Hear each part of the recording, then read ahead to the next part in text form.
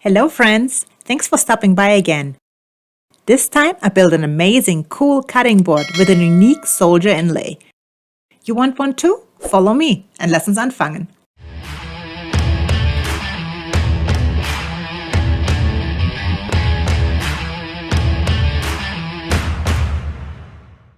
I have some lumber left over from a previous project that will do great for this one. I used walnut and cherry lumber. First step is to cut the pieces to size. I'm using my table saw to do this. Make sure you wear your eye and ear protection. I set the table saw to cut all the pieces to a width of about 4 centimeters.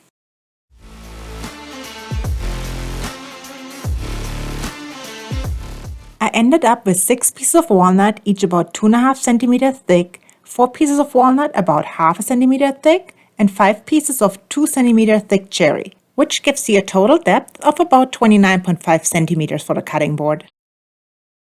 For the length of the cutting board, I'm cutting all pieces to about 54 centimeters. I will place the approximate dimensions of the cutting board in inches in the description below.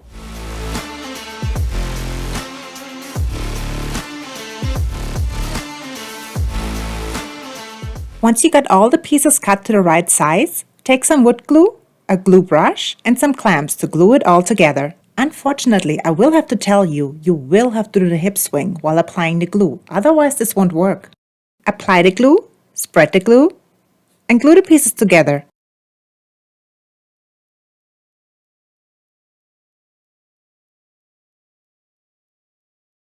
I've decided to pre-clamp half of the board and let the glue set for a few minutes. It makes the whole glue up a little bit easier. While the first part is setting, spread the glue on the second half.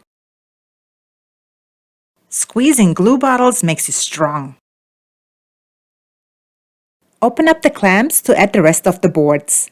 Then tighten it all together.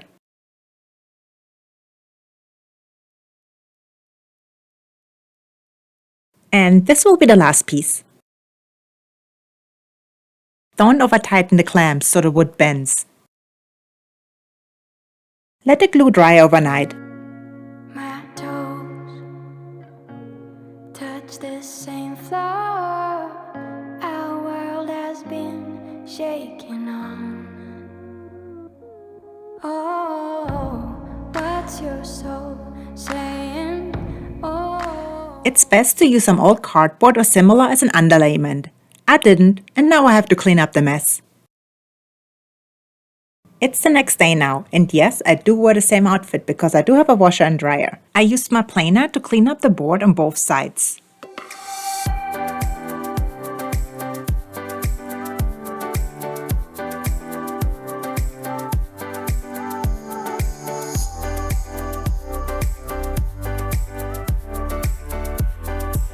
Once the surface is level, take it over to the table saw and miter saw to clean up the edges. But first, I need to empty out my dust extractor setup. Using a planer always fills up the bin super fast. As you can tell, emptying it out was overdue. Even the vacuum cleaner filled up at the overflow. Usually I do the whole process outdoors, but it's been raining all day and the workshop is dusty anyways, so I will make an exception. One day I would like to have a bigger workshop and be able to have a system in a separate room that's accessible from the outside. So I don't have to worry about dragging it outdoors and I don't have to deal with the noise of the running system.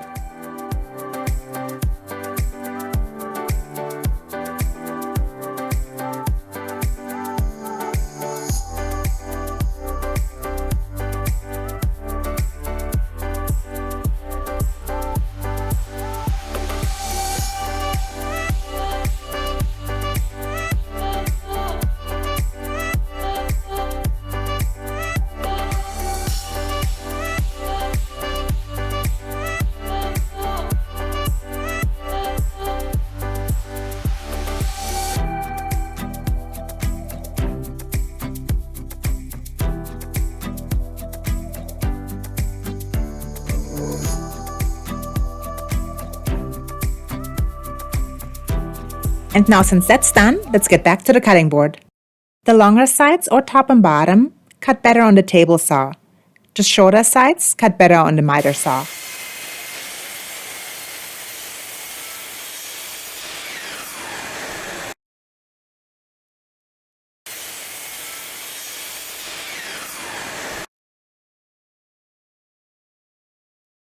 To soften up the sharp edges, I'm using my handheld Makita router. And now since this is done, let's do a little bit of rough sanding. And like always, let's have fun with it.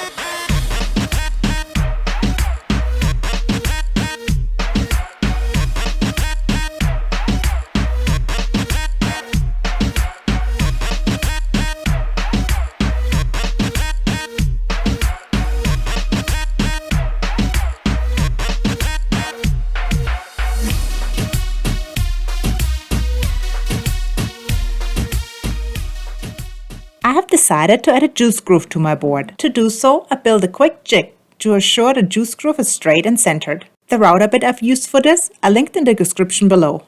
Run the router along the sides of the jig.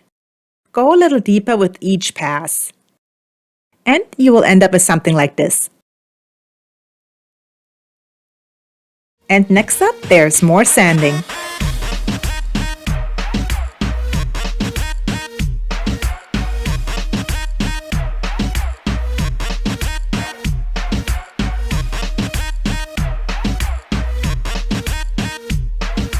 I've sanded all the way to 320 grit. To not get any bad surprises after you first use the board, make sure you raise the grain by spraying on some plain old water. Let it dry before sanding one more time with 320 grit. Now you could finish and have a great cutting board, but of course I do want to make it a little special. Therefore, I'm using my CNC router to engrave an inlay.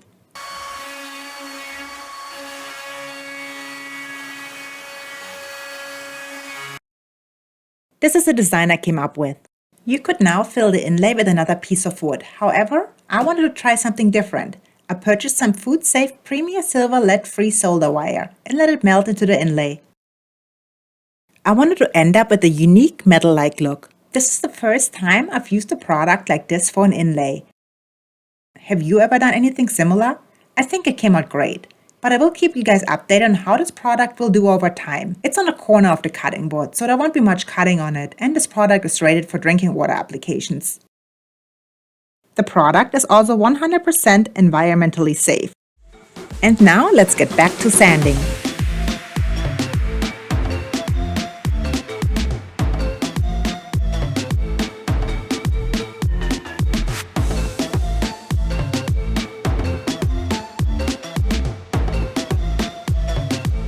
This board is smooth like butter. Next up is the finish. Like always, I'm using Mica-made liquid hydration. Pour on a generous amount. Spread it by using a lint-free cloth and let it soak in for a few hours or overnight. My toes touch the same floor. Our world has been Take off any excess and then apply a thin layer of Moose Magoose wood butter. Buff it and the board is ready to go. And we are fertig! Like always, thank you so much for watching. Please like, comment and subscribe. I really hope you enjoyed the video and see you at the next one. Tschüss!